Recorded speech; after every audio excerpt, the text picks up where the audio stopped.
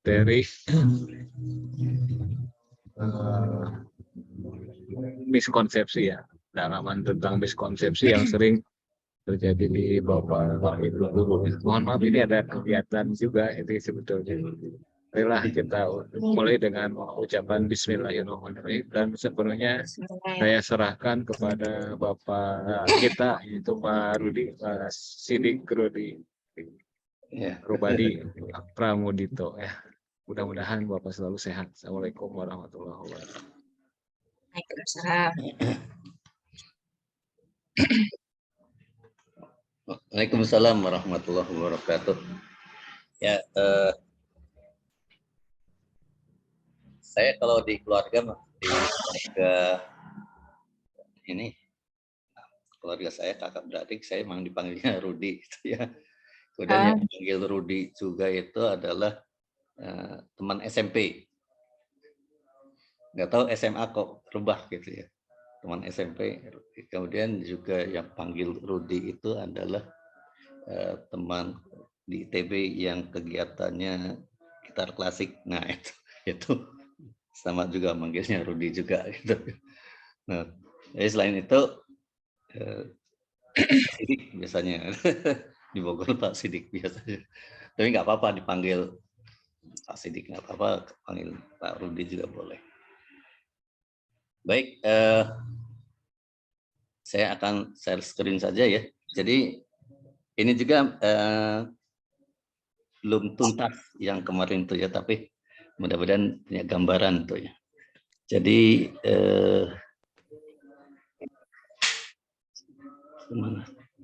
mana share screen tuh ya? Oh ini.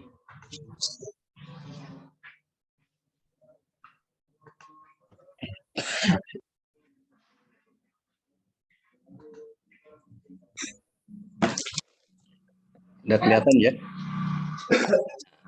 Sudah, Pak. Ya, baik. Apa namanya? Yang kemarin itu kita sudah bahas diantaranya ini ya. Nanti saya akan tulis lagi ya supaya nanti bisa lebih terbaca gitu ya. Ya, ini yang nomor 1 kemarin sudah dibahas itu ya. Tingkat keberhasilannya cukup bagus itu 19%, tapi masih ada yang salah, itu kemungkinan ya apa namanya, tidak menyadari bahwa jumlah 2 vektor itu ada maksimum dan ada minimumnya ya. Nah, ada maksimum dan minimumnya. Jadi baru dia akan sama dengan 0 jika 2 vektor itu berlawanan arah, besarnya sama ya. Kalau beda besar tidak bisa jadi 0 ya. Dan seterusnya, ini sudah sampai nomor 7 ya.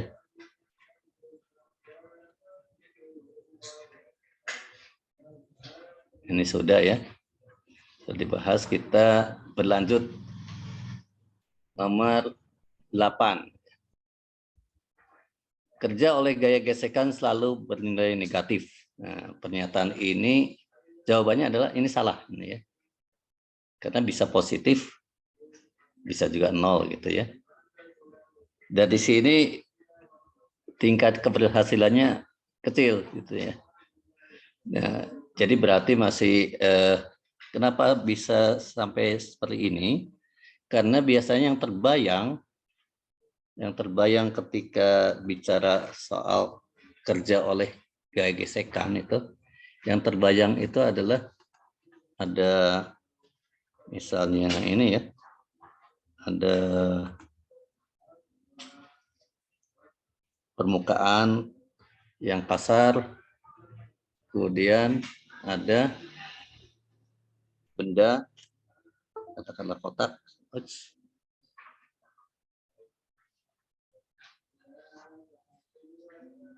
Oh, ini nggak stabil nih.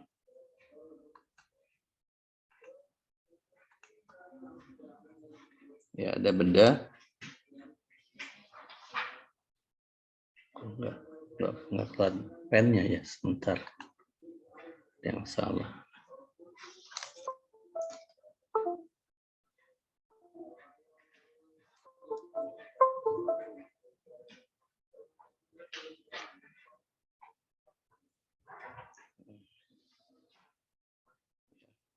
Yang terbayang itu dia bergerak ke kanan, kayak gesekannya ke kiri. Ini kecepatannya gitu. Nah, jadi seringkali kita terjebak pada satu persoalan yang khusus saja ya, karena soal seperti ini diulang-ulang terus gitu ya, sehingga yang terbayang itu kalau gaya gesekan itu kerjanya negatif, selalu demikian ya, padahal tidak gitu ya. Yang sehari-hari kita dapatkan ini sebagai contoh gitu ya. Kalau orang melangkah gitu ya, sedang berjalan gitu ya, dia kan itu mendorong lantai atau mendorong tanah ke arah belakang ya.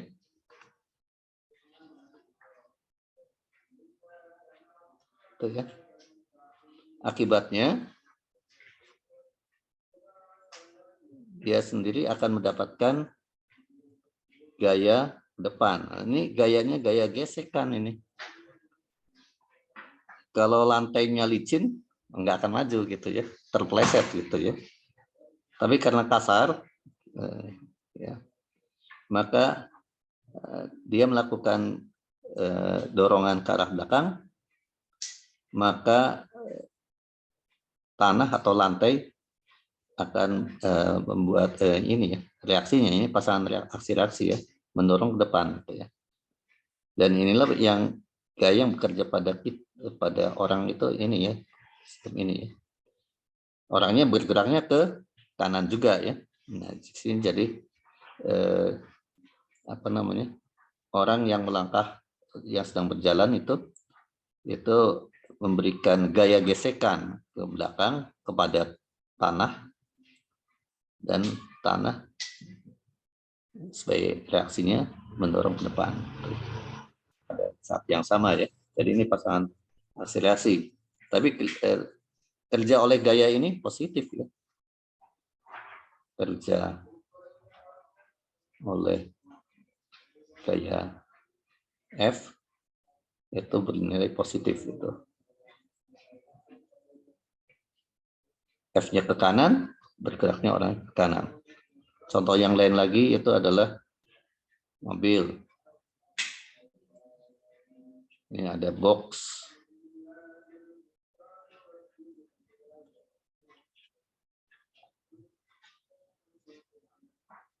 Dia bergerak ke kanan dipercepat misalnya. Nah, ini kan ikut dipercepat. Gaya apa yang membuat dia dipercepat? Kotak itu dipercepat oleh gaya gesekan di sini. Kalau tidak bergeser, ya ini gaya gesekan statik. Kalau bergeser dari dari lantai mobil itu kayak gesekan kinetik, tetapi tetap saja dia bergeraknya ke kanan juga. Ya, nantinya tertinggal ya. Kecepatannya lebih kecil, tertinggal gitu ya. Terus jatuh gitu ya. Jadi banyak sekali ini. Sebetulnya nantinya itu konsep kerja energi itu bisa dipakai sebagai alternatif untuk menyelesaikan soal-soal mekanika dengan cara yang bisa jauh lebih mudah gitu ya. Jauh lebih mudah kalau pakai ini ya. Nanti akan saya perlihatkan pendalamannya ya. Jadi itu demikian ya. Yang selanjutnya nomor 9 itu kerja oleh gaya normal pada suatu benda selalu bernilai 0. Ini juga jawabannya salah. Kenapa? Ya. Nah ini kembali kenapa sampai menjawab bahwa selalu 0 itu ya. Bahwa ini benar itu ya. Itu yang terbayang itu biasanya gerak di atas lantai ya. bukan teman yang tadi ya. Biasanya yang terbayang itu kalau gaya normal itu ya, oh ya bisa juga itu ya, seperti tadi ya, ada benda di bidang miring bergeraknya ke sana V. Sedangkan gaya normalnya kan tegak lurus arah gerak ya. Yang terbayang begini, tuh ya. Nah, kalau ini memang V oleh gaya normal 0 ya, kalau seperti ini ya. Nah, tetapi sebab lihat kasus orang berada di lift. Nah, liftnya bisa naik atau turun gitu ya. Gaya normalnya ini kan ke atas.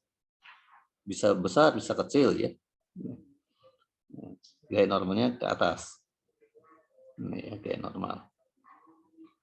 Sedangkan lift itu bisa bergerak naik maupun turun.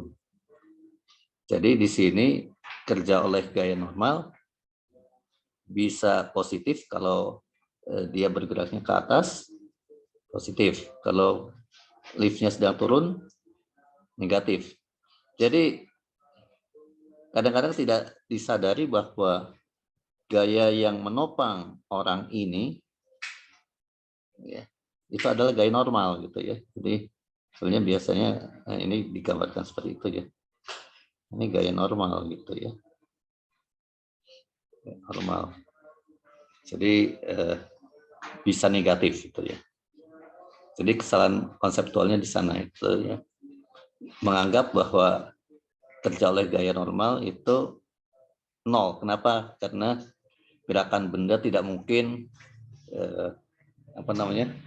searah atau berlawanan arah dengan gaya normal ya. Biasanya gerakannya di contoh-contoh itu yang tegak lurus gerak arah normal, tegak lurus normal. Jadi supaya terbuka itu ya, karena nanti pada kasus-kasus yang lain diperlukan itu penyelesaian dengan memakai metode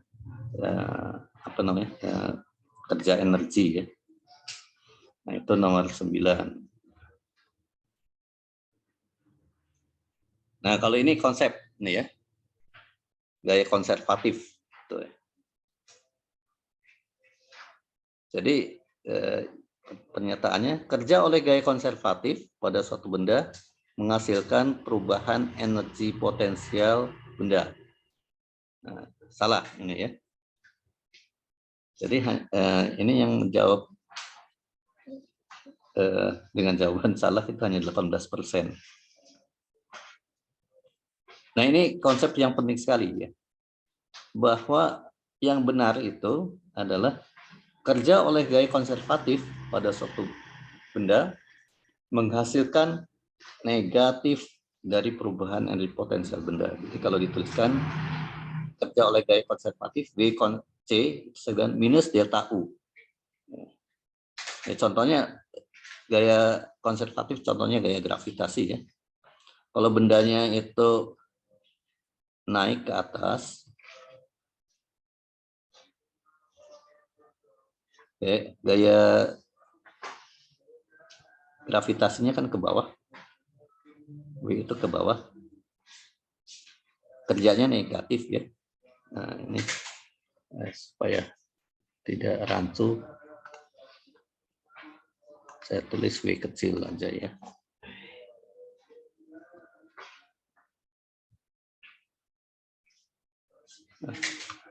Nah, di sini aja tulis ya.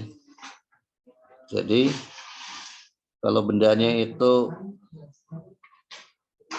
naik ke atas,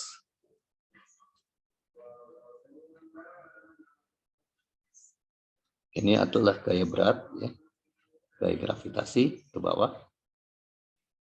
Berarti kalau naik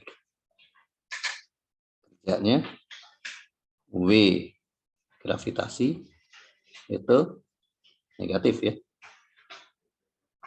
karena berlawan arah jadi negatif. Tetapi nanti bendanya itu energi potensialnya naik ya. Ya. W-nya positif, tapi delta U-nya positif. Gitu ya. Ya, kerjanya di sini W oleh gravitasi adalah minus mgd ya, besarnya ini. Delta U-nya adalah bertambah dia, mgd. Ini konsep yang penting sekali ya. Jadi nanti juga untuk menentukan misalnya energi potensial dari sistem muatan itu bagaimana mendefinisikan, jadi dari situ ya. Sehingga nah dalam kalau sudah lebih advance itu gayanya juga, gaya konservatifnya itu fungsi dari ruang gitu ya, fungsi dari X, Y, dan Z gitu ya. Demikian. Nah, sehingga nanti menghitungnya itu harus pakai integral gitu ya. Tapi untuk SMA kan nggak perlu sampai sana. Contohnya ini saja gaya gravitasi ya. Yang lain lagi itu gaya pegas gitu ya. Gaya pegas.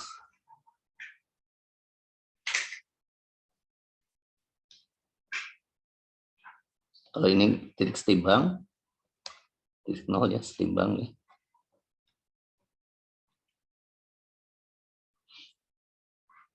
Kalau dia ditarik kanan sejauh X kanan, maka konstan pegasnya itu K, ini kan harus ditahan. Tarik itu ya, ditahan oleh gaya luar yang besarnya adalah Kx. Gaya pegasnya minus Kx. Maka kalau di titik 0 itu energi potensialnya 0, ketika ditarik menjauh itu ya, kerja oleh gaya pegasnya itu adalah, karena ini negatif ya, jadi energi potensialnya bertambah positif. Jadi contoh yang lain lagi ya, dan ini kalau ini harus pakai integral ya, jadi kalau digeser sejauh dx gitu ya, dari x ke dx gitu, berarti apa namanya, di dw itu adalah sini minus kx dx ya. Minus kx dx. Jadi kalau dipindahkannya dari 0 ke titik x, maka w-nya itu integral dari 0 sampai x minus kx ya, dx ya, dengan minus setengah kx kuadrat itu ya. Nah, berarti delta U-nya sama dengan setengah kx kuadrat gitu. Kalau di titik setimbang energi potensialnya 0 ya. Jadi delta U di sini adalah U di X dikurangi U di 0 ya. Kalau ini yang 0, U di 0 itu kita set 0, maka U di X adalah setengah kx kuadrat. Jadi terlihat ini apa namanya, ada keseragaman di sini ya. Jadi ininya gaya konservatifnya bisa macam-macam sekali. Nah, kalau kita sudah sampai ke fisika partikel itu ya semua gaya ya konservatif. Ini kok ada gini ya. Oke. Nah, kemudian konsep kerja energi yang satu lagi adalah gaya Neto ya. Gaya Neto itu kaitannya dengan hukum Newton. hukum kedua Newton. Jadi kerja oleh gaya Neto menghasilkan perubahan energi kinetik benda tersebut. Nah, ini betul ini ya. Jadi kalau tadi itu kerja oleh gaya konservatif itu sama dengan minus delta U.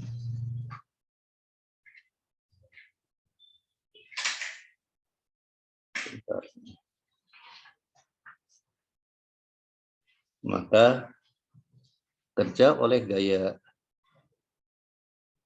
Neto itu adalah delta K. Untuk K itu energi kinetik ya. Delta K di sini ya. Nah, ini dua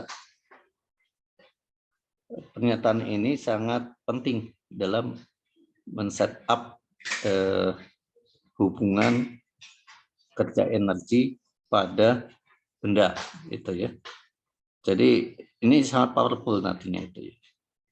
Nah, bagaimana kita bisa mendapatkan yang ini ya? Ya, secara mudahnya saja bahwa kita sudah tahu ya bahwa kalau benda diam dengan benda bergerak itu dari segi energi itu kalau diam itu energi kinetiknya 0 ya. Kalau bergerak energi kinetiknya ada. Gitu ya. Nah, sekarang kalau ada benda ini awalnya kecepatannya V0, akhirnya kecepatannya Vt. Diberi gaya F, diberi gaya F, sehingga dia gaya F-nya ini gaya Neto ya, gaya Neto, sehingga dia berpindah sejauh D, maka kerja oleh gaya Newtonnya tentu ini ya, F kalikan D. Dari hukum Newton, karena ini gaya Newton, maka F itu juga sama dengan M kalikan A. Sehingga kita akan dapatkan dari situ, F itu adalah med, ini gila ini ya. W itu adalah MAD.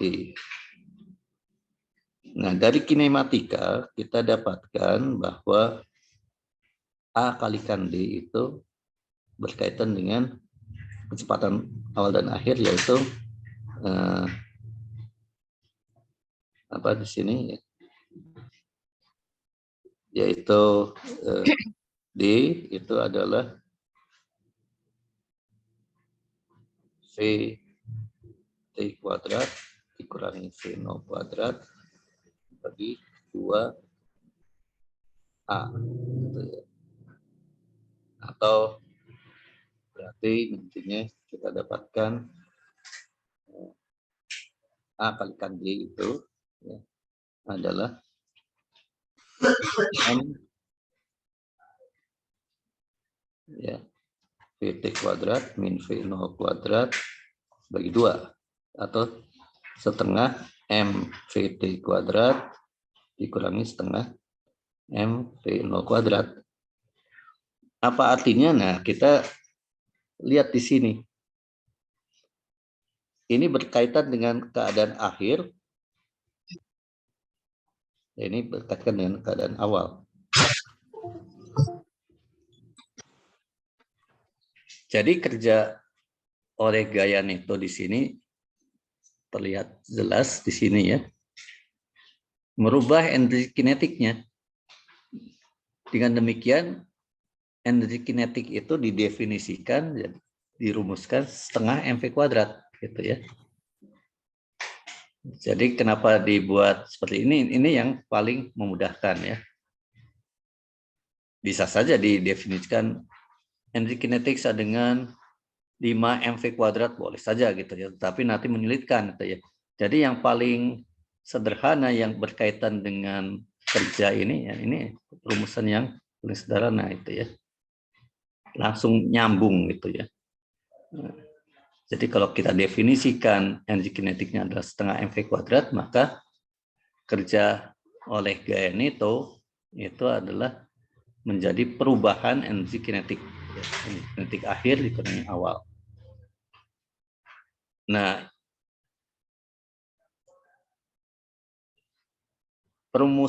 dua perumusan ini sangat penting jadinya, karena kita bisa mendapatkan perumusan yang lebih umum, tapi seringkali yang dipakai itu nantinya hanya hukum kekalan energi mekanik saja itu. Padahal untuk masalah yang lain juga bisa ini ya dipakai dan bagus sekali gitu ya. Nah, sampai sini aja dulu itu ya, nanti kita kalau mau diperdalam nanti kita akan bahas itu. Sebentar ini.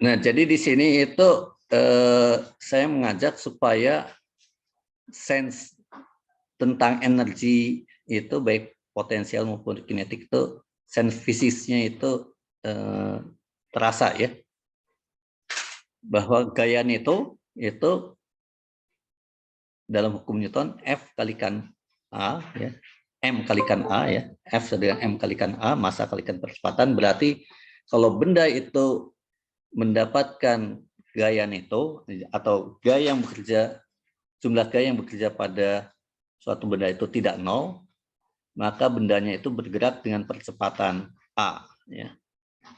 Kalau bendanya bergerak dengan percepatan berarti kecepatannya bertambah. Kalau kecepatannya bertambah berarti energi kinetiknya bertambah ya. Itu ya. Nah, sehingga kemudian dihubungkannya dengan kerja oleh gaya Newton itu ya. Hubungan antara kerja oleh gaya Newton dengan perubahan energi kinetik. Jadi sensenya harus nyambung dulu gitu ya. Kembali jadi tidak terlepas dari hukum Newtonnya ya. Nah, baik. Nah, ini nomor 12. Nomor 12 ini tentang fluida ya, fluida statik. Dua benda padat A dan B, volumenya sama, ini volumenya sama, dimasukkan ke dalam bejana berisi air. Benda A tenggelam, benda B melayang. Gaya apung yang bekerja pada kedua benda itu sama besar, gitu ya. Ini benar ya. Berhasilnya hanya 25%. Nah, saya membuat soal tadi sudah dikombinasikan ya. Untuk SBMPTN ini ya. Ini soal yang seperti ini saja ya. Dengan apa ya?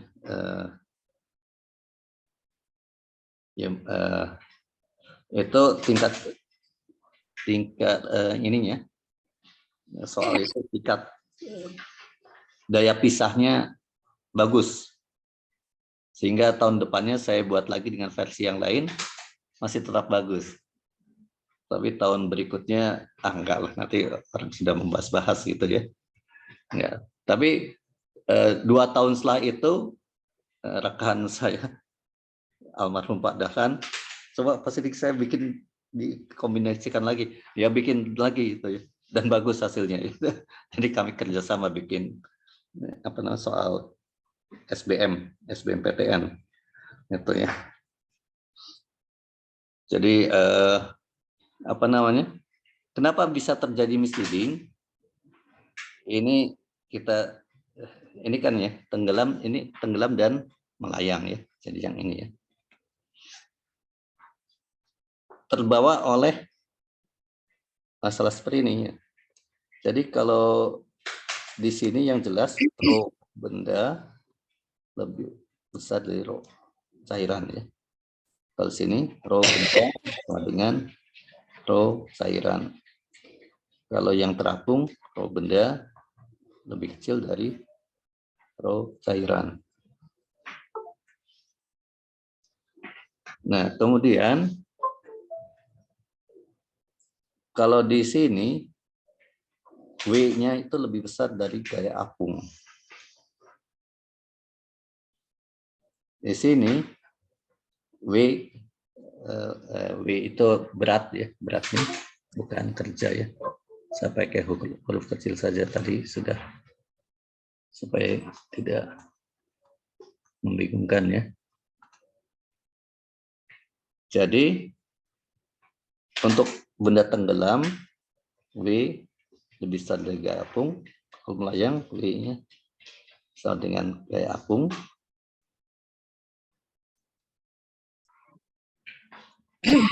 Ya. Gitu ya.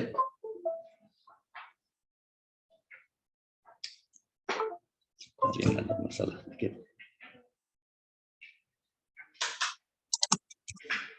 Ya. Nah, kita batasi ini ya. Jadi ini terbawa dengan yang kedua ini. Ya, seolah-olah kalau gitu untuk yang ini ya, berarti padahal ini bendanya kan berlainan ya. Bukan benda yang sama, berlainan gitu ya. Yang satu rho-nya lebih besar dari rho C, yang kedua sama dengan itu ya. Ini berlainan gitu ya. Nah, jadi dari sini itu kemudian langsung ditarik kesimpulan bahwa kalau dua-duanya yang satu tenggelam, yang satu melayang itu ya, gaya apungnya, nah itu ya, seolah-olah di sini gaya apung yang apa namanya, yang tenggelam ini lebih kecil dari yang kedua ya, gitu ya. Iya. Nah itu padahal dalam situasi ini, itu ya, Santai. kita melupakan bahwa gaya apung itu adalah rho cairan kalikan volume benda yang tercelup kalikan G, gitu ya. Yang tercelupnya sama ya. Sama. Jadi sama sebetulnya gitu ya. Kalau volumenya sama, ini sama.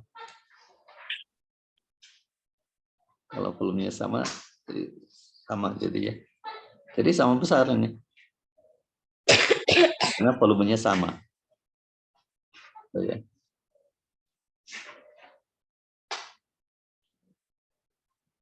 Jadi terbawa oleh ini ya. Satu lagi, ketika kita membahas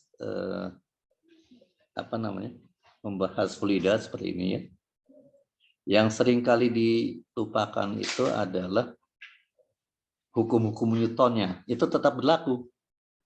Kalau fluida statik itu pada benda ini ya, itu kan dalam keadaan diam semuanya. Jadi pada benda sigma F itu harus ada yang 0. Ini harus dipenuhi tetap gitu ya. Nah, ke soal berikutnya mirip gitu ya. Di sini A dan B masanya sama. Masanya sama. Dimasukkan ke dalam bejana berisi air. Benda A terapung, benda B melayang gitu ya. Gaya apung yang bekerja pada kedua benda ini sama besar. Nah, ini benar ini. Betul. Sama seperti tadi itu ya. Jadi kalau sini rho-nya sama, rho benda sama dengan rho A cairan. Kalau di sini rho benda lebih kecil dari rho cairan. Maka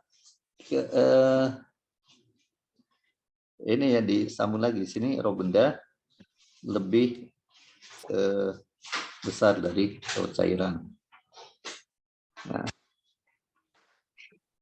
jadi di sini yang terbawa di sini W lebih besar dari FA. W sama dengan gaya apung. Gua dari sini langsung, oh kalau gitu ini di sini W lebih kecil dari FA. FA. Masalah ini. Iya. Tetap saja ini W sama dengan FA. Kenapa?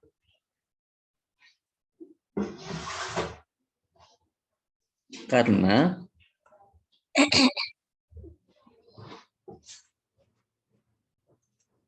ya, sigma S ada 0 ini ya. Ini kan ada W. Ini ada FA. Ini juga sama. W FA gitu ya. Timbang, jadi W sama dengan FA gitu ya. Nah ini. Kemudian yang lain lagi adalah dalam soal ini masanya sama. Berarti W-nya tuh M-nya sama kan? Iya. Nah, jadi berarti F-nya sama. W-nya itu adalah Mg ya. M-nya sama. Jadi kalau digambarkan dulu ini. N-nya agak pen-nya agak jelek ini koneksinya. Bentar.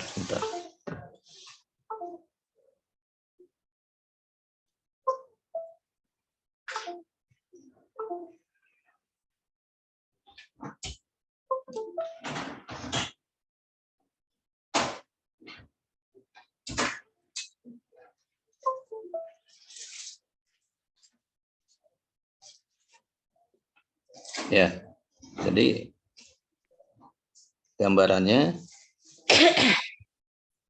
kalau masanya sama,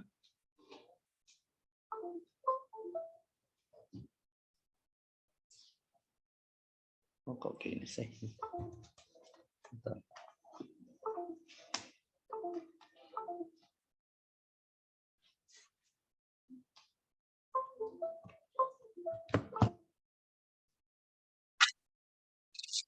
Ya. Ini antara yang melayang dengan yang mengapung ya.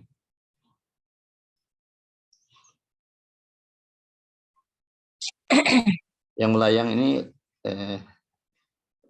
ya keadaan ini rho A itu lebih sama dengan rho cairan. Kalau yang B ini lebih besar ya, gitu ya. Lebih besar, ini B. Masanya sama ya, MA sama dengan MB. Ya. Jadi sini rho B lebih kecil dari rho. Itu berarti rho A lebih besar dari rho B. Volume A lebih besar dari volume A lebih kecil dari volume B.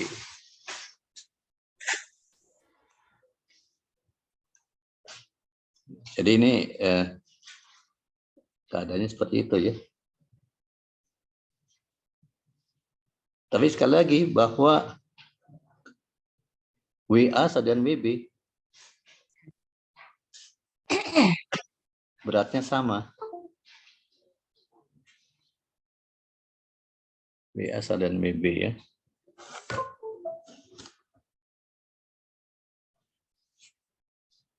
Sehingga sebetulnya ketika yang satu melayang, semua bagiannya tercelup, yang B ini sebagian tercelup. Nah, jadi volume yang tercelupnya sama ini ya. V yang tercelupnya sama. Tapi VB itu lebih besar dari VA. Bagian yang tercelupnya sama besar gitu ya. Jadi di sini berarti FA sama dengan FB ya. Gaya apungnya sama besar. Gitu ya. Jadi sama besar. Jadi bisa dianalisis seperti itu. Iya. Nah, oke ya. Pak, boleh sharing, Pak? Ya. Ini untuk kasus terapung, tenggelam, dan melayang ini, saya beberapa tahun terakhir ini praktek sama anak-anak menggunakan telur, Pak. Jadi ya sekedar secara kualitatif aja sih melihat bagaimana peristiwa, bisa membedakan gitu ya peristiwa terapung, tenggelam, dan melayang. Ya. Kemudian perlakuannya, jadi dari 3 buah telur itu yang disimpan di air, ada yang diberi garam, gitu, ada yang dibiarkan, kemudian ada yang diberi garam sampai permukaannya naik, kemudian diberi garam lagi sampai sebagian telur tuh muncul di permukaan. Iya. Saya sih cuman menyampaikan ke anak-anak, kenapa yang ini muncul, kenapa ini permukaannya naik, kenapa ini muncul di permukaan gitu. Ya, yang ingin disampaikan Iya. sih pada saat itu terjadi pertambahan konsentrasi air ditambah garam sehingga sejenis cairannya bertambah gitu. Iya. Nah, itu menyalahi konsepsi atau enggak, Pak? Tidak, Nah, justru kalau itu betul sekali itu ya. Cuma iya, nah di situ kan jadi banyak dari peristiwa yang ini banyak gitu ya.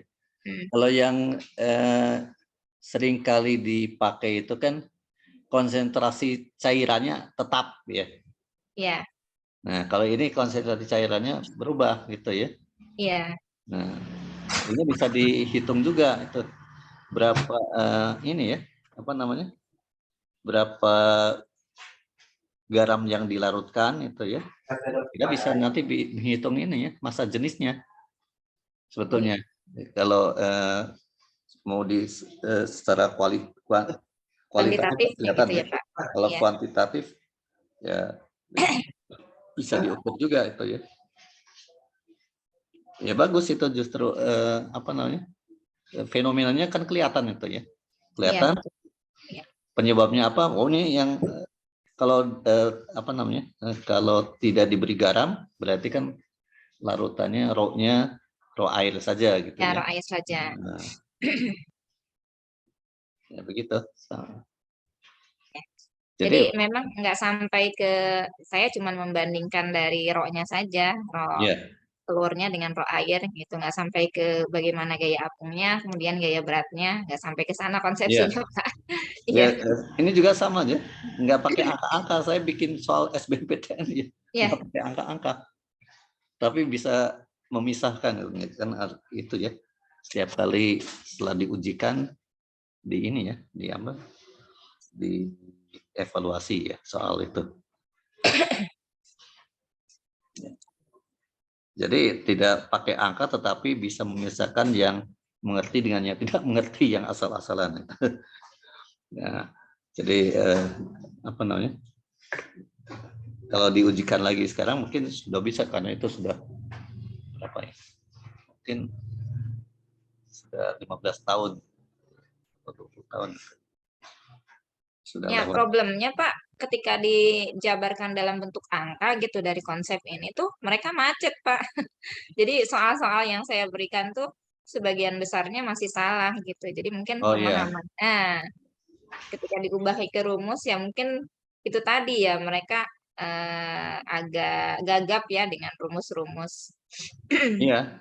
Karena itu rumus ini sebaiknya juga ini kan bisa diturunkan ya.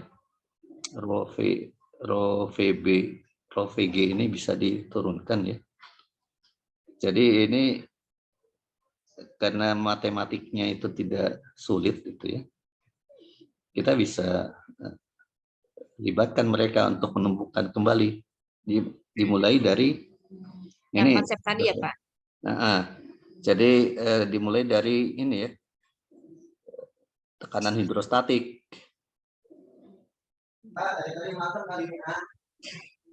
Tekanan hidrostatik. Jadi sini kalau ini cairan, ketinggiannya H, gitu ya. Rapat masanya rho, gitu ya. Ini vakum. Berarti kan tekanannya 0 ya. P 0 ya. Vakumkan gitu ya. Ada tekanan udara. Nah, ya. Jadi dasar ini mendapatkan gaya dari keseluruhan ini kan. Dari cairan saja. Nah, di cairan ini ya. dasar itu ya. Jadi di sini kan kita dapatkan ininya ya, gayanya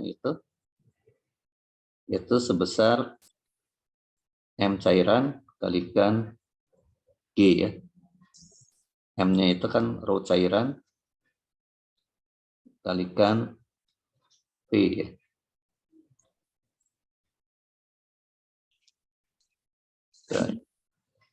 Demikian kan? Iya.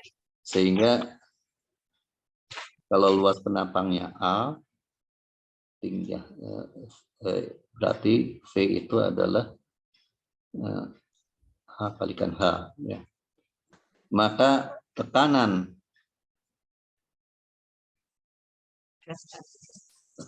pada dasar itu ya, itu di sini P-nya ini adalah rho A H dibagi A ya.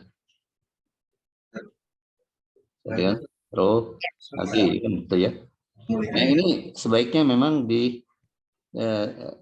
kita definisikan P itu adalah gaya persatuan luas, kemudian kita bisa menentukan ini apa namanya, tekanan hidrostatik gitu ya, tekanan hidrostatik. Dari situ kita bisa dapatkan ini gaya apung. Jadi kalau ada benda yang paling mudah tuh kubus gitu ya.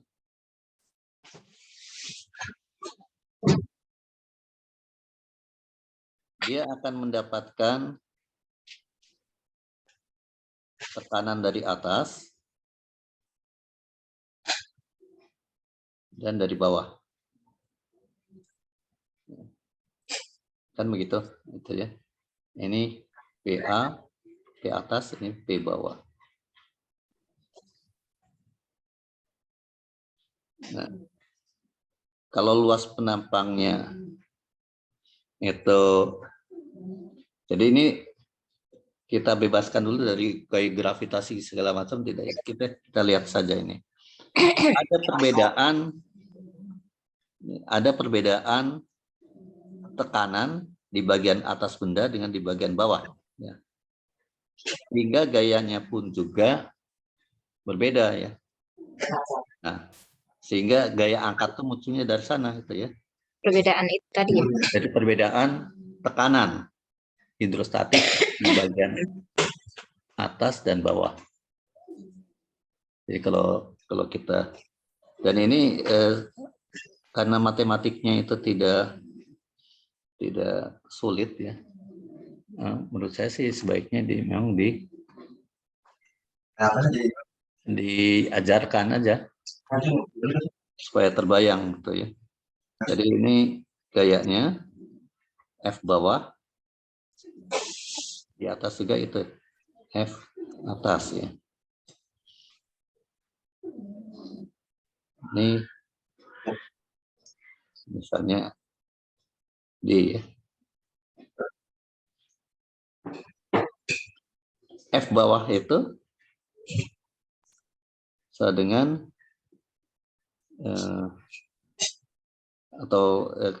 perbedaannya ya, itu kan P bawah itu ya, P atas sama dengan P0 ditambah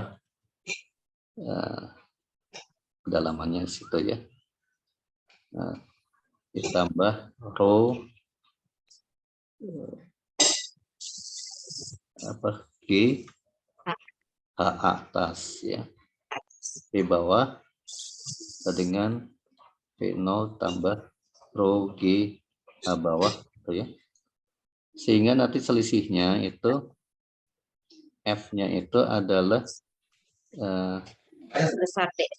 ini adalah FB itu adalah PB kalikan A kan, PB kalikan penampang, FA itu PA kalikan luas penampang yang sama. Selisihnya itu adalah delta F atau gaya angkat itu ya jadinya ya. F4 Itu ya. Kita bisa dapatkan ini. Empat selisihnya itu, yaitu P, B min PA kalikan A, luas penampang. Luas Iya. penampangnya A. Nah, ini kan B-nya itu berarti nanti PB min PA itu adalah rho G HB dikurangi rho G HA atau sama dengan rho G D ya. Iya.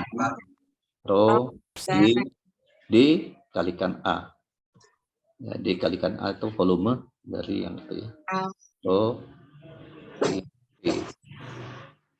Munculnya gaya angkat karena ada perbedaan itu ya. Kita tidak bisa menyingkirkan gaya gravitasi segala macam itu ya. Kita fokusnya itu dari tekanan hidrostatik saja di dalam segini, dan itu pun juga hanya selisihnya nanti ya, itu ya.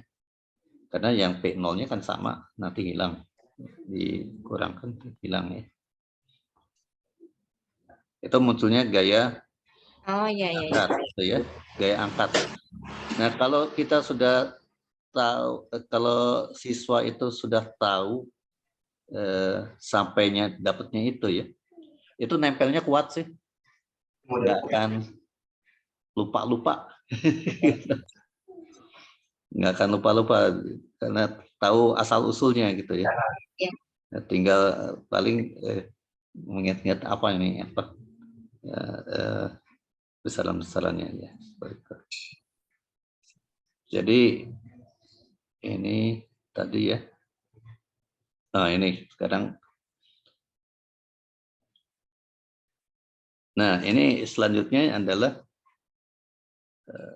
ini dari Bernoulli ya, saya sebetulnya ya. Jika di atas salah satu mulut tabung U berisi air, ditiupkan udara, maka permukaan air di kaki tabung akan naik seperti gambar di bawah ini. Jadi naik, jadi ya ini lebih tinggi dari kanan.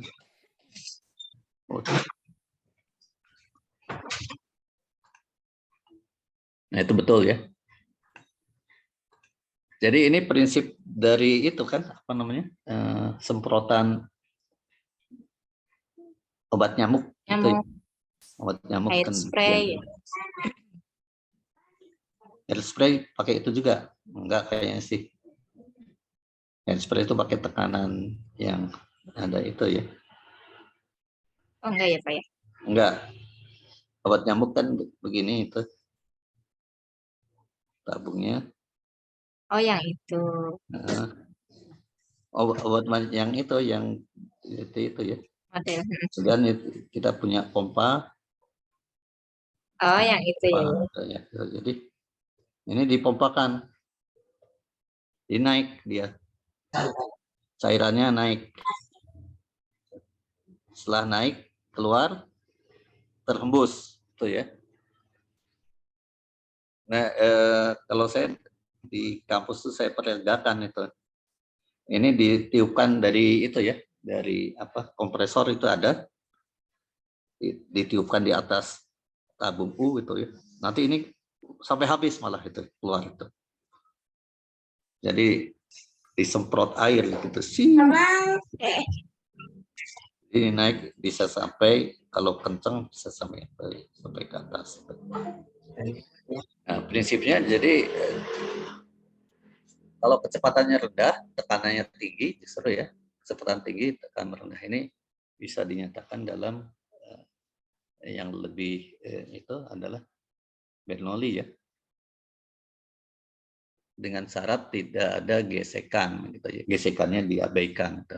Hukum Bernoulli. Jadi Bernoulli ya. Gitu.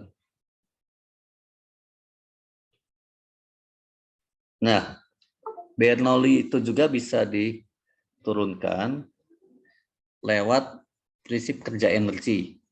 Gitu ya. Jadi persoalan Bernoulli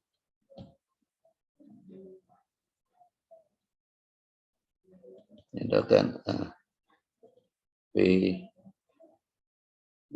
untuk itu ya cairan saja.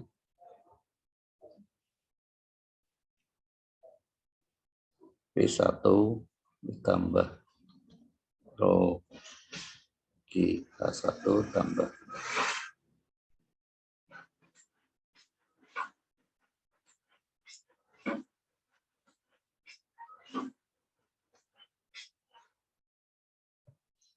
nah ini bisa diturunkan lewat konsep kerja energi ya.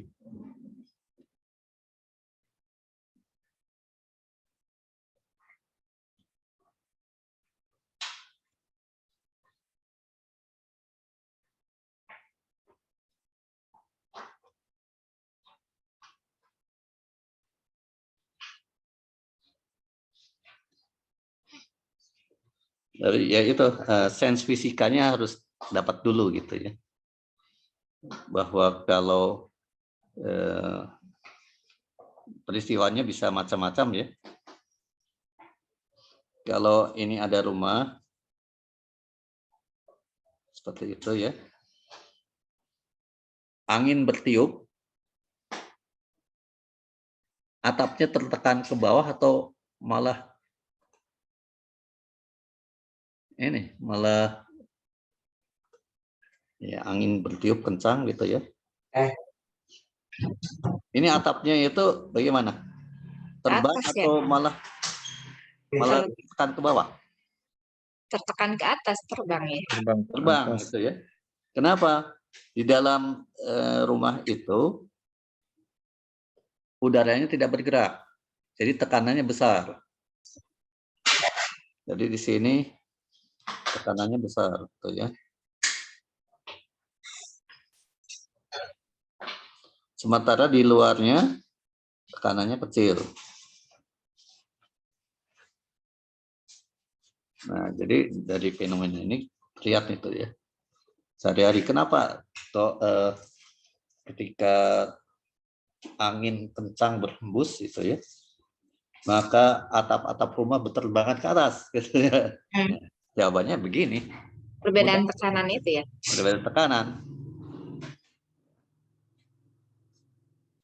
Biasanya yang sering dipakai kan itu ya saat terbang gitu ya.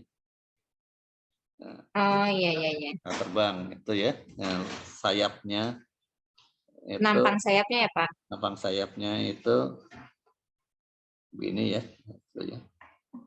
Sehingga kalau dia itu bergerak ke sana, udara itu ada yang lewat sini, ada yang lewat bawah. Nah ini V atas ini, kelajuan di atas lebih besar dari kelajuan bawah, sehingga V bawah, V atas lebih kecil dari V bawah. Jadi dia naik. Tapi selain itu juga ada ini ya, masalah transfer momentum juga ada gitu ya. Supaya naik kan itu sayapnya enggak mendatar gitu ya, agak dimiringkan ke atas sehingga selain dari Bernoulli ini juga ada muncul karena ada transfer momentum dari ini ya, dari partikel udara yang memenuhi sayap itu ya. Jadi dia terangkat ke atas itu. Nah, tapi tentu ini rumit ya. Jadi biasanya yang dijelaskan itu hanya Bernoulli-nya saja ya. Padahal yang faktor terbesarnya itu supaya terangkat itu sebetulnya ya dari transfer momentum itu ya. Transfer momentum. Ya. Karena itu penapang sayapnya itu kalau sedang naik begitu ya, angkat ke atas itu ya. Jadi ini udara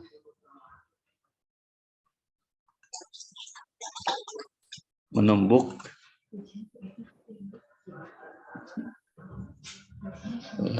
jadi ada transfer momentum sehingga terangkat itu ya. Jadi bukan hanya dari Bernoulli ya, bukan hanya dari aliran itunya, tapi ada transfer momentumnya.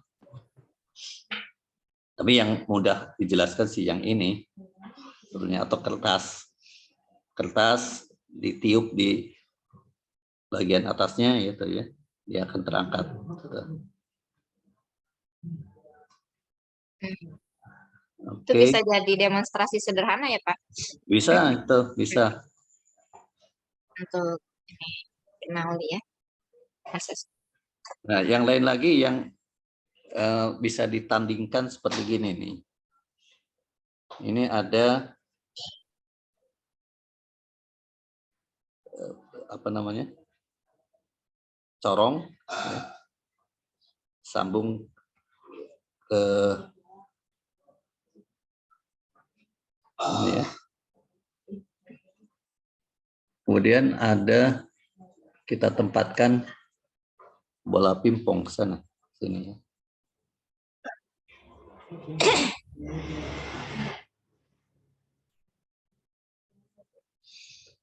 Kalau udara dialirkan, tentu harus cepat gitu ya, ditiup situ ya.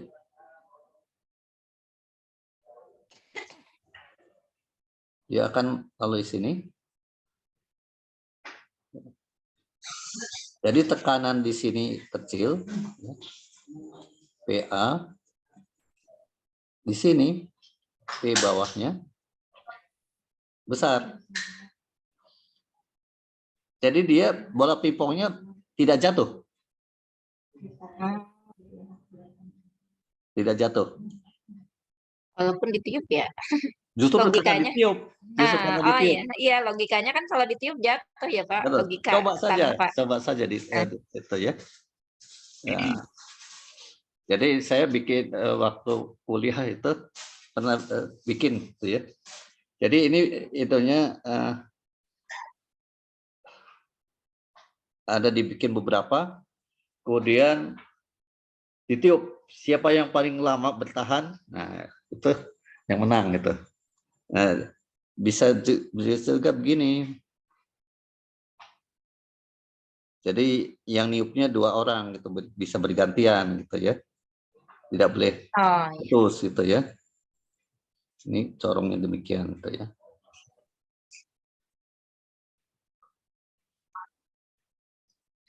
Jadi ditiup bergantian. Ini niup, ini berhenti dulu, yang kiri berhenti ya. Terus bergantian gitu ya. Nah, ini bisa tertahan lama gitu ya. Jadi mungkin diberi seperti itu, siswa jadi tertantang gitu ya. Sambil juga tahu itu kenapanya itu ya.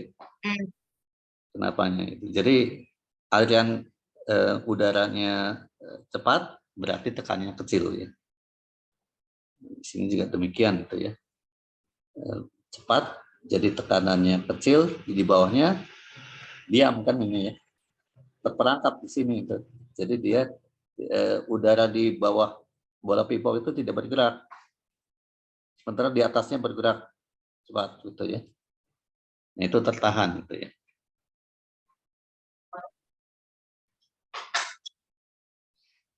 Oke, itu bisa dicoba gitu ya. Ya, bisa jadi ini ya. Nah, Demonstrasi sederhana. demonstrasi sederhana ini.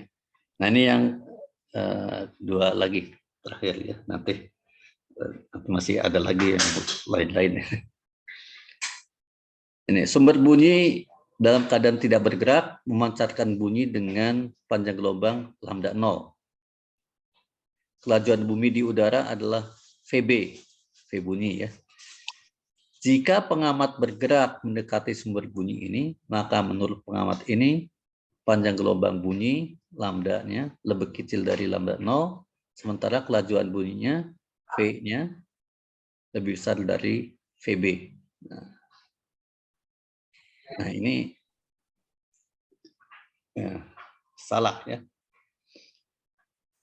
Kenapa di sini itu banyak yang tidak tahu,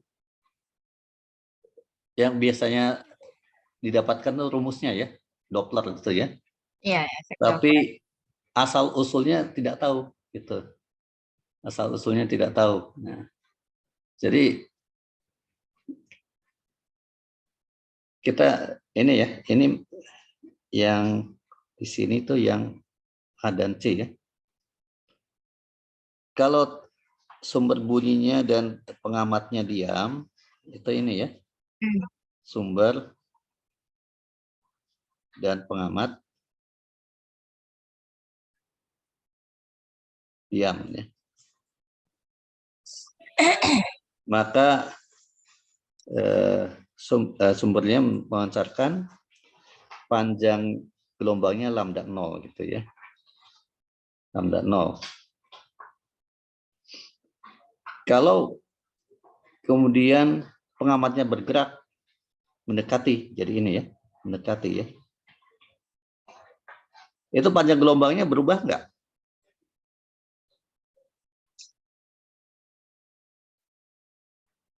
Enggak ya. Tidak berubah. Karena sumbernya diam kan? Iya. Diam terhadap udara. Jadi panjang gelombangnya tidak berubah. Tuh ya. Maka ini salah ini. Jadi ini panjang gelombang menurut pengamatnya ya segitu-gitu juga ya. Panjang gelombang tidak berubah. Yang berubah itu adalah kecepatan relatif dari gelombang terhadap pengamat ya. Jadi V relatifnya itu adalah pelajuan relatifnya adalah VB bunyi ditambah V observer gitu ya ini ya. Nah, jadi kita bisa tarik kesimpulan di sini ya. Maka frekuensinya bagaimana dapatnya? Di sini kaitannya frekuensi itu F itu adalah V bunyi ya dibagi lambda ya. Nah, tapi sekarang kita dapatkan di sini F aksen itu ya. V relatifnya ya. Karena menurut pengamat itu lebih cepat.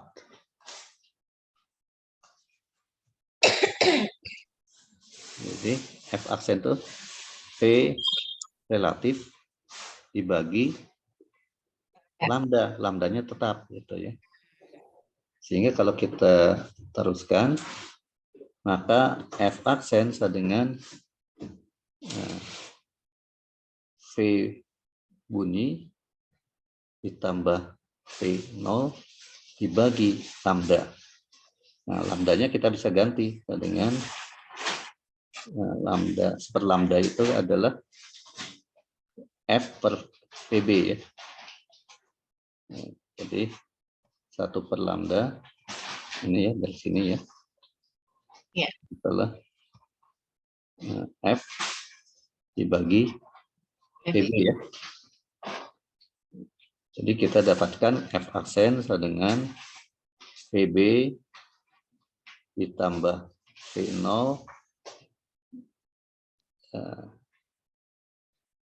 kalikan dibagi VB kalikan kali F. F. Nah, jadi kita dapatkan dengan F aksen itu adalah apa di sini? Frekuensi yang didengar pengamat. Ya. Sama dengan ini ya, ini V bunyi tambah V0 dibagi V bunyi kalikan R-kodit. Ya, itu jadi perumusannya kan Doppler ini ya. Jadi kita dapatkan ya rumusnya. Jadi F aksen itu adalah kenapa munculnya F aksen? Karena di sini dalam hal ini adalah karena kecepatan relatifnya berubah sehingga kita dapatkan seperti ini. Ya. Nah, yang selanjutnya pertanyaan yang selanjutnya Pak, maaf, Tadi. untuk yang perubahan frekuensi tadi tuh, saya sering menyampaikan ke anak-anak mudahnya untuk memahami efek Doppler ini.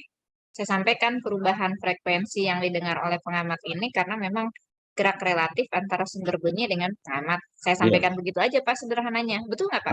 Iya, iya betul gitu. Kalau untuk yang ini kasus ini ya, gerak relatifnya ada gitu. Ya. Tapi di sini kasus ini lambdanya tetap ya, Lambdanya ya. lambdanya tetap gitu ya. Jadi kita bisa dapatkan bisa. Nah disampaikan seperti itu tidak usah tidak usah diturunkan rumusnya nggak apa-apa. Tapi fenomenanya diperlihatkan itu bahwa kalau pengamatnya bergerak maka dia itu gerak relatif gelombangnya terhadap dia lebih cepat kan? Iya. Jadi akan lebih cepat sampai ya puncak-puncaknya lebih cepat sampai sehingga ya berarti frekuensinya lebih tinggi gitu ya. Nah, jadi kalau dirumuskan seperti ini ya. Gitu ya. Kalau misalnya ada pengaruh angin begitu, Pak. Pengaruh angin. Ya, Kan ya harus tambahkan berarti itu ya. Kalau ada angin berarti nanti kecepatan bunyinya itu meskipun diam itu ya, tapi ada angin itu ya. Harus ditambahkan lagi anginnya itu. Harus tambahkan lagi ya. Ya itu lebih kompleks itu nantinya ya. Jadi nanti perumusannya bisa macam-macam. Jadi ukurannya itu akhirnya adalah bergerak atau tidak itu adalah terhadap mediumnya jadinya ya. Terhadap mediumnya itu. Jadi di sini kalau mediumnya bergerak, nah, nanti ininya apa namanya?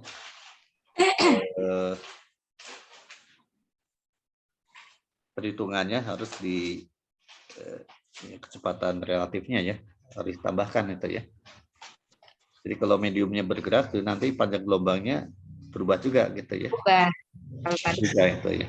Itu lebih kompleks ya. Tapi untuk mereka yang ini dulu aja gitu ya. Iya, iya. Nah, ini yang kedua kalau sumbernya bergerak sini ya.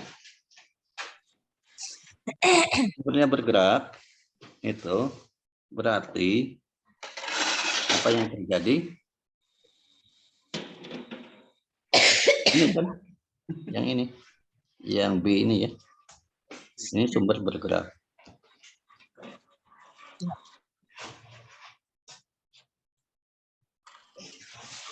Sumber bergerak itu bisa bergerak terhadap medium sebetulnya ya. Jadi kasus tadi ada angin itu bisa dianalogikan sebagai gerak relatif antara sumber dengan mediumnya. Medium. Ya. Kalau sumbernya bergerak, mediumnya diam ya. Kemudian pengamatnya diam, maka yang di depan sumber itu panjang gelombangnya mengecil. Kenapa? Karena muka gelombangnya itu bergerak ke kanan misalnya ya. Mobilnya juga bergerak ke kanan.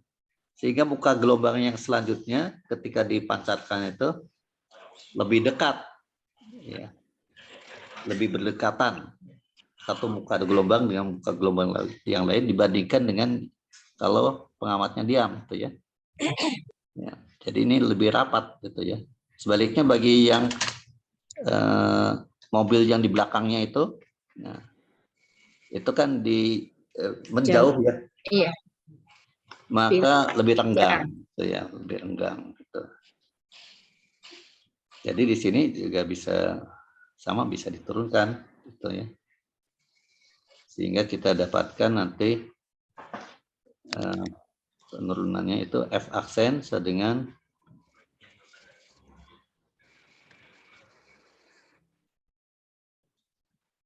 V bunyi dibagi V bunyi min V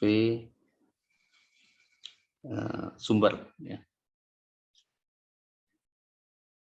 Kalikan F gitu ya. Jadi ini juga bisa ya, diturunkan gitu ya. Bisa diturunkan perumusan ini. Tapi penting sekali diperlihatkan atau fenomenanya seperti ini. Ini mungkin kembali kurang bagus ya. Fenomenanya diperlihatkan dahulu. Kalau apa namanya tadi? Kalau pengamatnya yang bergerak, yang berubah itu adalah kecepatan relatif. Kalau sumbernya bergerak, maka yang berubah itu adalah panjang gelombangnya, gitu ya. Kecepatan gelombangnya tetap, gitu ya. Jadi dari situ bisa diturunkan perumusan ini. Ya mereka sih nggak usah bisa, tapi guru-guru sebaiknya bisa itu menurunkan. Jadi ini bisa diturunkan ya dari ya, coba kita lihat bagaimana menurunkannya.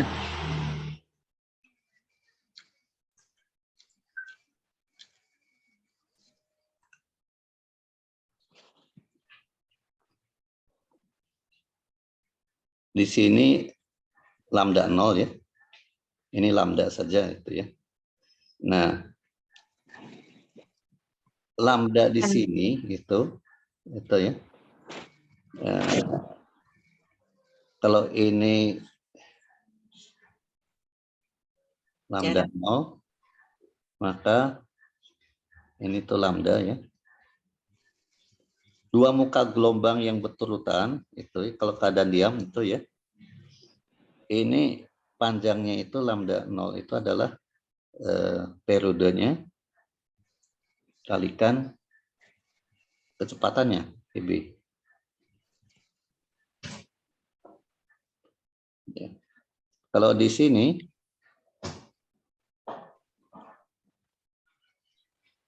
itu ada pengurangan gitu ya. Bedanya itu ya. Ini selisihnya itu adalah periode T kalikan kecepatan sumber PS.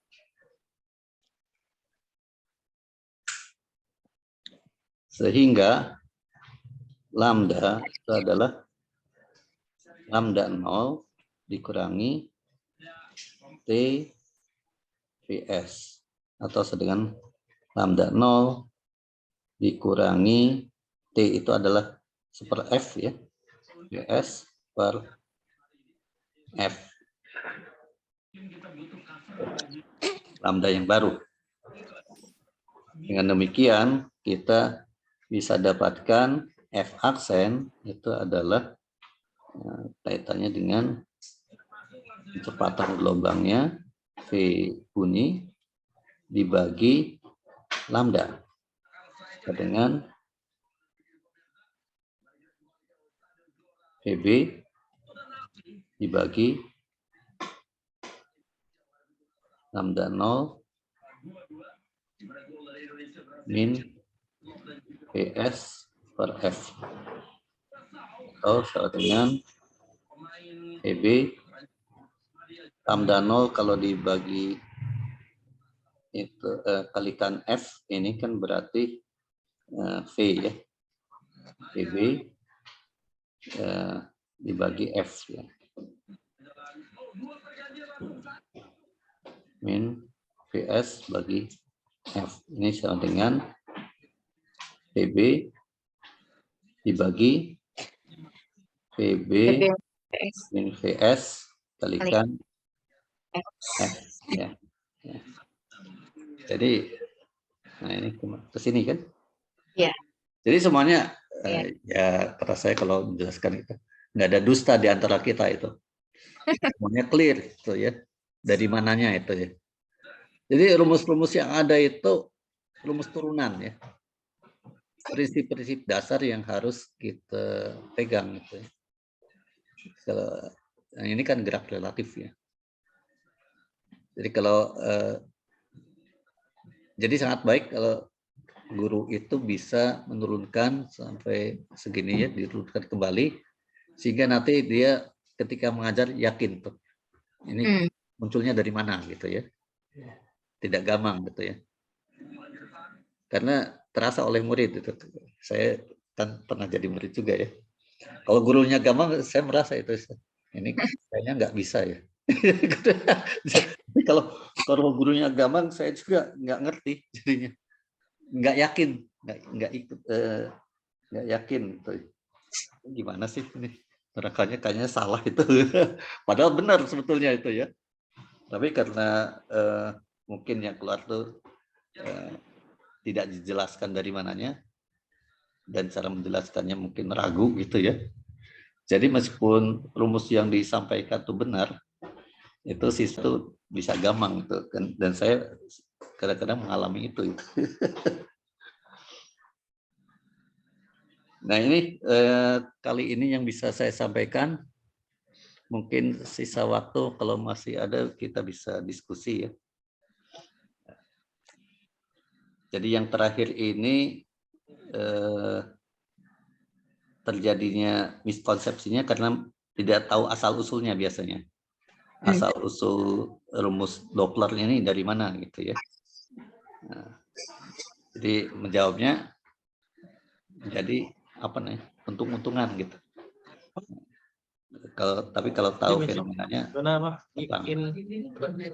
besok pagi aja. Ya. Ya, Oh, enak dulu. ya silakan. Palingnya diumumkan ya buat tutup foto atau miparisinan gitu.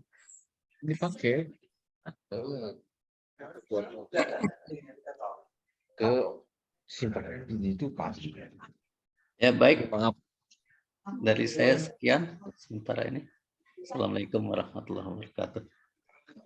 Waalaikumsalam warahmatullahi wabarakatuh. Alhamdulillah kegiatan hari ini, walaupun mungkin Bapak karena malam minggu jadi pada tidak hadir gitu ya, yang biasanya lumayan cukup banyak karena mungkin malam minggu. Sebetulnya saya juga ini sedang ada kegiatan di Jakarta. Iya.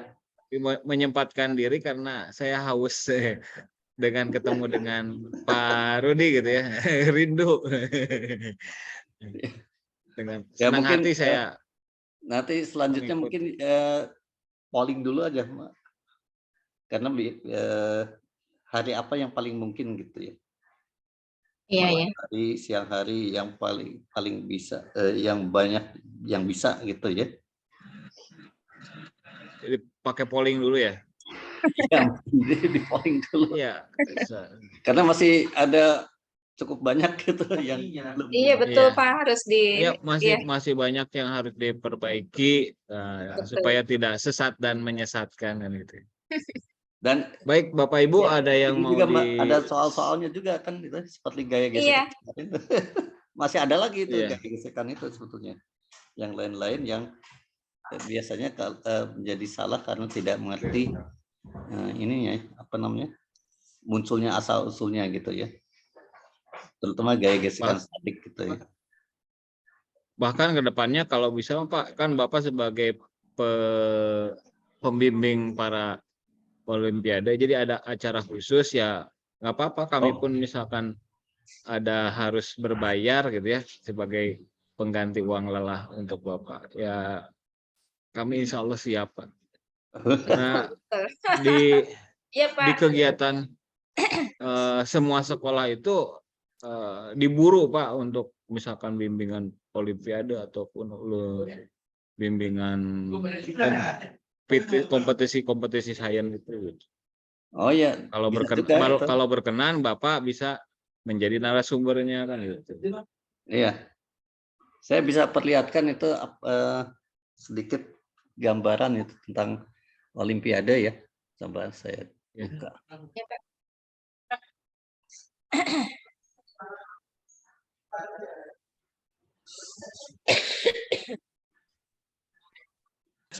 Bertanya boleh Bapak? Ya, silakan. Ya, baik Pak. Bapak, ini terkait fluida ini Pak. Ya. Misalkan ada gelas. Kemudian kita posisikan itu ke bawah gelasnya. Telungkup terbalik lah. Oh ya. Kemudian kita tekan ke dalam zat cair. Semakin dalam itu kok yang kita rasakan kok semakin berat ya Pak. Padahal kalau ditinjau tekanan hidrostatis itu kan semakin besar kan tekanan hidrostatisnya semakin besar, tapi kok tangan kita rasanya kok semakin berat gitu, kenapa ya Pak? Oh, ini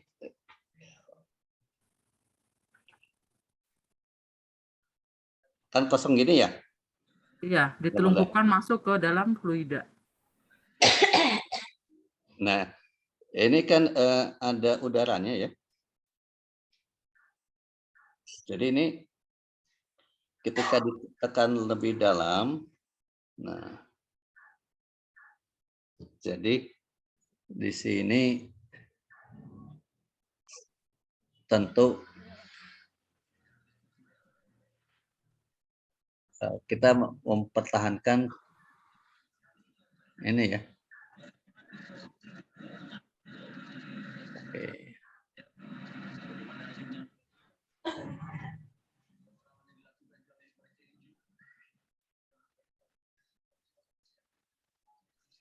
Nah, di sini kan udaranya itu akan ini ya, Desak gitu akan ya. memberi terdesak ke atas gitu ya.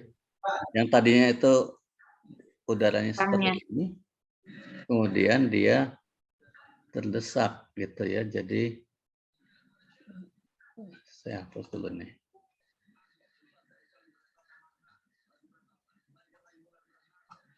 Ini permukaan airnya. Nah, di sini itu desak gitu ya. Jadi ini kan kalau ini P0, ini misalnya P1 ya. P1 ini lebih besar dari P0. Semakin dalam, semakin itu ya. Jadi ini semakin besar jadinya itu ya. Untuk melawan itu.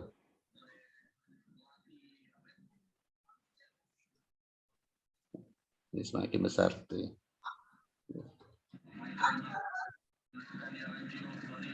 Jadi ya karena ada tekanan yang besar itu di sini ya. Ini kan dalam kesetimbangan situ ya. Jadi di sini tekanannya juga dua gitu ya. Tapi maka kan tertekan ke atas itu ya. Kalau di sini masih 0 gitu ya. Nah, di sini begitu dicelupkan sedikit ada tekanan muncul. Celupannya lebih banyak, lebih besar kanan ke atasnya itu untuk menahan ini kan timbang gitu ya. Tapi kita yang dari di sistemnya itu merasakan yang kita rasakan itu kan ini ya. Karena yang ini kan menekan permukaan air gitu ya. Sehingga kita merasakan tekanan ke tangan kita lebih kencang gitu ya. Sama juga jadi di tiap tempatnya demikian gitu ya. Seperti itu.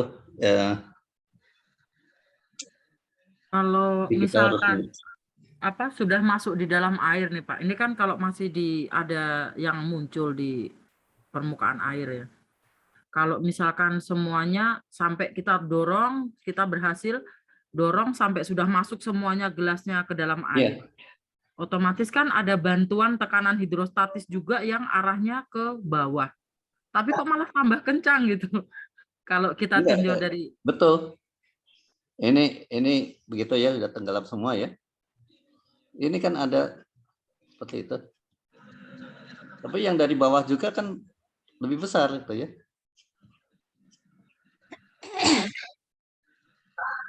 Yang dari bawah juga lebih besar. Kalau ini P atas, ini P bawah. Kalau yang mudah sih bikin aja itunya kotak gitu ya.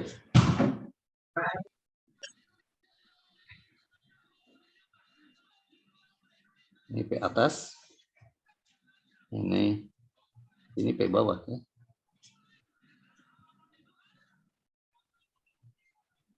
Justru itu, tambah ke dalam, sebetulnya sih itu ya, mestinya sudah tidak bertambah lagi ya.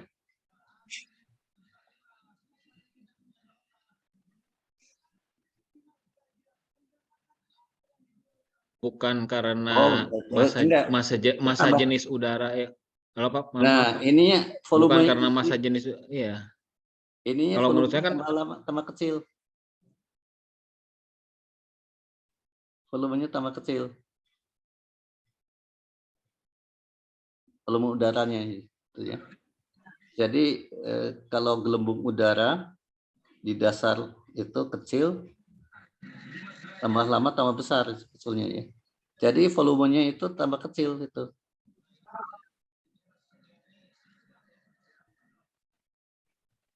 Sehingga Ini memang bukan hanya tekanan dari bawah ya, termasuk dari tekanan ya, udara yang di dalam gelas pun bertambah ya, besar ya. yang di dalam gelas bertambah besar gitu ya.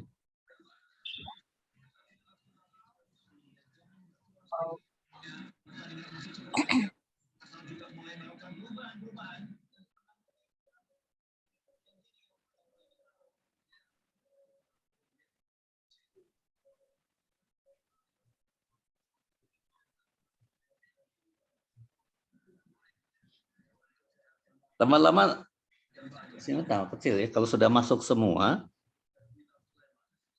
ke bawah itu mestinya, karena ini perbedaannya tambah sedikit ya.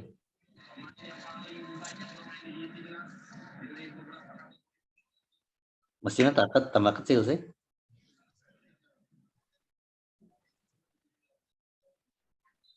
tapi yang dirasakan akan semakin berat. Apakah karena pengaruh masa jenis udara yang jauh lebih kecil dari masa jenis fluida? Bukan begitu. Ya, karena kalau kita menekannya itu masih di luar gitu ya, itu tangan kita itu tidak merasakan tekanan dari air kan. Tapi ketika sudah masuk itu kan ada gaya angkat dari air pada selain itu ya, pada tangan kita juga itu ya. Jadi kelihatannya pengaruh itu. Jadi kalau kita masukkan tangan kita ke dalam air kan ada gaya angkatnya itu ya. Ada gaya angkatnya itu. Nah itu kelihatannya itu yang menambah ininya ya. Menambah kok terasa lebih berat gitu ya. Kalau sudah masuk ke dalam air itu masih terasa lebih berat gitu. Memang betul secara teorinya sih ini untuk masuk ke dalam air itu tidak terlalu signifikan itunya perubahan ininya ya. Kalau masuknya sedikit ya, perubahan volume dari gasnya nggak terlalu signifikan. Gitu. Nah, tapi per teori mestinya lebih kecil itu. Karena kan Saat sudah di dalam malah lebih kecil ya Pak ya? sudah di dalam lebih kecil. Coba nanti saya praktekin lagi Pak, yang benar-benar di cloud atau di kolam renang. Kalau apa sebenarnya nih kemarin kalau lihat dari siswa saya kan saya suruh ingat-ingat soal KSM kemarin tuh. Soalnya itu banyak yang kejadian sehari-hari begitu kayak misalkan telur satu direbus, kayak gitu-gitulah modelnya. Nah, salah satunya kemarin tuh ada yang siswa KSM saya nanya kayak gini gitu. Ini apa Bu kalau dijelaskan kenapa begitu fisiknya gitu. Ya, saya juga agak kerepotan. Ke dalam semakin besar Semakin gitu. kalau sudah di dalam air itu maka malah besar atau kecil? Kalau secara teori Pak, nanti coba saya besok baru praktekin. Ini aja ya. Gelembung ini kan udara ya. Nah, ini bagus nih. Udara misalnya tadinya ada terbentuk gelembung udara di dalam air di kedalaman tertentu ya. Kan tekanannya besar. Maka tekanan kita pakai persoalan gas ideal saja. PV dengan NRV. Ya. Itu berarti T-nya misalnya tetap ya. Jadi PV sama dengan konstan gitu ya. V1 Berarti sama dengan V2. V2 itu ya. tekanannya besar di sini, volumenya kecil ya. Iya. Iya. Naik ke atas, tekanan hidrostatiknya kan tambah kecil. Volumenya tambah besar. Iya. Volumenya tambah besar. Gaya apungnya di sini kecil, di sini besar. Jadi mestinya kalau balon ya, balon udara ditekan ke bawah ke bawah ke bawah gitu ya. Itu gaya untuk yang dibutuhkan untuk menenggelamkan itu tambah lama tambah kecil. Sebenarnya begitu kan? Setelah di dalam, Pak. Ya, setelah di dalam tambah ke dalam tambah kecil karena volume udaranya tambah kecil kan? Berarti berbanding lurus ya, Pak. Kalau volume kecil, tekanan dibutuhkan tambah kecil, begitu ya? Banding terbalik mesti kan? Gimana? Kanan dan volume. Kan ini menggabungkan antara sifat gas, sifat gas ya, Dengan fluidanya, dengan cairnya ya. dengan cair Sama-sama itu ya, fluid. gaya angkat itu ya. Jadi ada dua fenomena di sini itu ya. Tuh. Ada dua fenomena.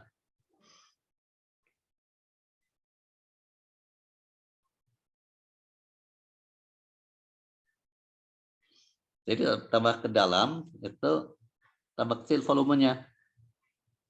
Volume Artinya udaranya, Pak. tambah masuk ke dalam air, tambah jauh, tambah dalam. Karena volume udaranya itu mengecil, ini Tekanannya membesar dong, Pak. tekanannya besar ya, tekanan hidrostatiknya kan besar. Iya. Ya, tekanannya besar itu ya. Jadi volumenya mengecil karena gas gitu ya. Jadi apa? Kemudian gaya angkatnya kan rho GV. Nah, gaya angkatnya di dalam itu lebih kecil dibandingkan di atas. Oh iya. Tambah berat ya. Ya, gaya angkatnya di sini kecil. Yang di mana, Pak, yang kecil? Yang di bawah ini kecil. Oh, karena gaya angkatnya kecil, jadi kita rasa yang kita dorong itu lebih Kecil ya? mesinnya. kecil juga. Nah, cuma ini baru akan terasakan ketika masuknya itu bukan hanya ini masuknya sejauh misalnya 10 meter gitu ya. Tiap 10 meter kan tambah 1 atmosfer kira-kira. Baru kelihatan gitu.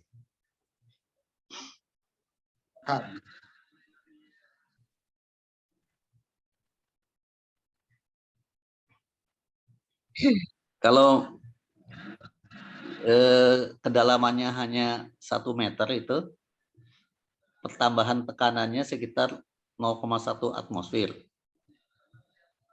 Artinya volumenya kalau di tekanan di udara luar itu 1 atmosfer kan. Jadi volumenya itu hanya berkurang kira-kira 10% gitu. Kira-kira 10%. Kalau masuk 1 meter. Kedalaman 1 meter. Berarti tidak berpengaruh ya gaya ke atas tadi ya, Pak? Kalau kedalamannya hanya segitu. Ya tidak kelihatan. Tapi mungkin kalau pakai peralatan yang ini, peralatan yang teliti mungkin kelihatan tuh ya. Jadi saya ambil balon saja ya. Ini ya balon di dalam dengan di kedalaman yang di dalam dengan yang di tempat yang dangkal. Balon yang sama itu volumenya ketika di tempat yang dalam itu kecil ya. Nah, ketika di tempat yang dangkal ini besar. Nah, gaya angkatnya yang ini kan ya, ini ya kecil, tapi yang ini lebih besar. Tapi Pak, kalau kita dorong balon semakin ke dalam semakin keras itu, susah itu kita dorongnya itu Pak. Kalau balon lebih jelas malahan kalau balon. Saya pernah coba itu, jadi balon kalau saya dorong semakin ke dalam itu kok malah makin Ya harus diukur Bu. Kalau pakai perasaan nanti bawaannya balonnya mau ke atas saja gitu.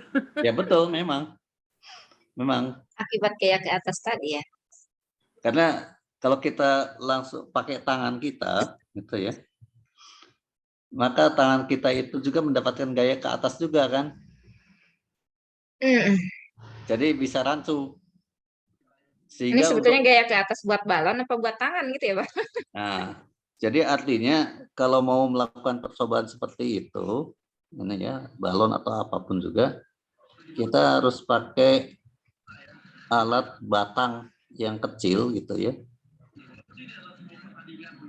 Nah, sehingga pengaruh ini ya, Terhadap gaya itu daya bisa angkat diabaikan. pada batang ini diabaikan.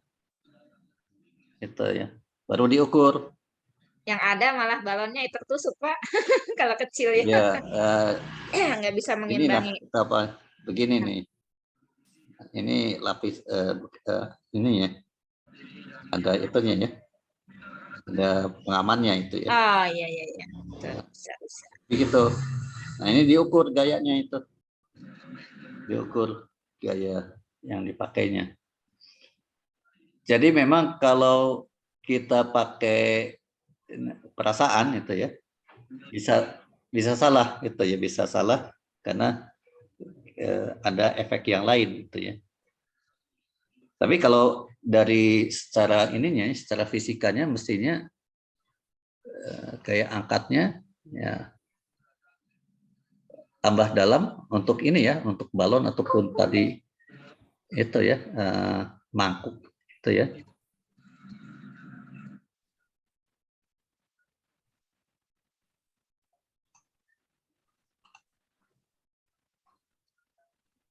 Ambil saja mangkuk seperti tadi.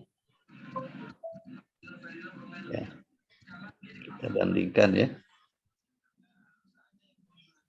Ini mangkuknya di sini dengan di dalam sini ya. Nah, kalau ini udaranya segini, P1, ini udaranya P2, ini dibuat seperti itu ya. Karena mangkuknya sama, udaranya juga sama, jadi massa mangkuk dan massa udara itu sama ya.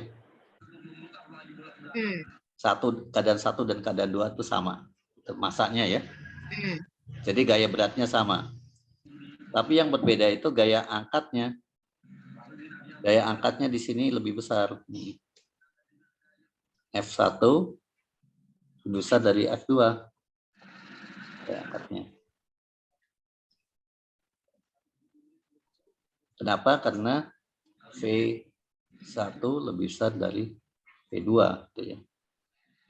Kenapa V1 lebih besar dari V2? Karena tekanan di 1 ya, P1 itu lebih kecil dari P2. Yes. Kok nggak ada tulisannya? Suka macet-macet.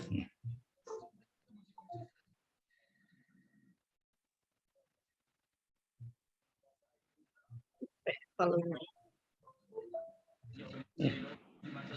Ya.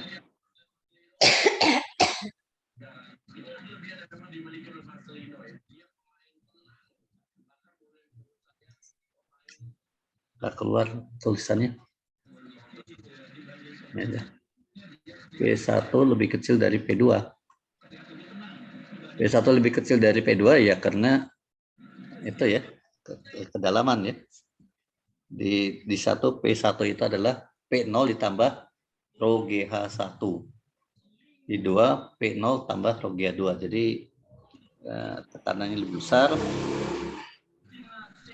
Kalau zat padat kan tidak termanfaatkan, jadi volumenya tetap ya, bisa dianggap tetap. Tapi kalau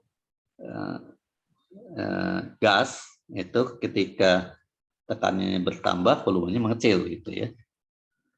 Kalau suhunya tetap, kalau suhunya sama, begitu kan ininya rumusannya ya. Jadi mestinya tambah ke dalam, tambah mudah gitu. Tambah ringan ya. Sementara Iya, tambah yang ringan. yang dirasakan tambah berat gitu. Yang dijelaskan tambah berat itu, Allah alam gitu. Karena itu justifikasinya harus diukur kalau gitu. Terima kasih Pak jawabannya. Baik, Bapak Ibu, mungkin karena sudah 21.30 sudah Ya, seperti sudah ngantuk juga. waktunya sudah ngantuk juga. Kita insya Allah akan bertemu di kesempatan yang akan datang. Marilah kita akhiri kegiatan ini dengan ucapan subhanakallahumma wa bihamdika asyhadu an la ilaha illa anta astaghfiruka wa atubu ilaik. Walhamdulillahirabbil alamin. Jazakumullah khairan katsira untuk Pak Rudi dalam kegiatan ini. Semoga penyampaian ini bermanfaat bagi kami dan menjadi amal soleh untuk Bapak ya. Sekali lagi terima kasih. Dan kita akhiri dengan alhamdulillahirobbilalamin. Wassalamualaikum warahmatullahi wabarakatuh. Waalaikumsalam warahmatullahi wabarakatuh.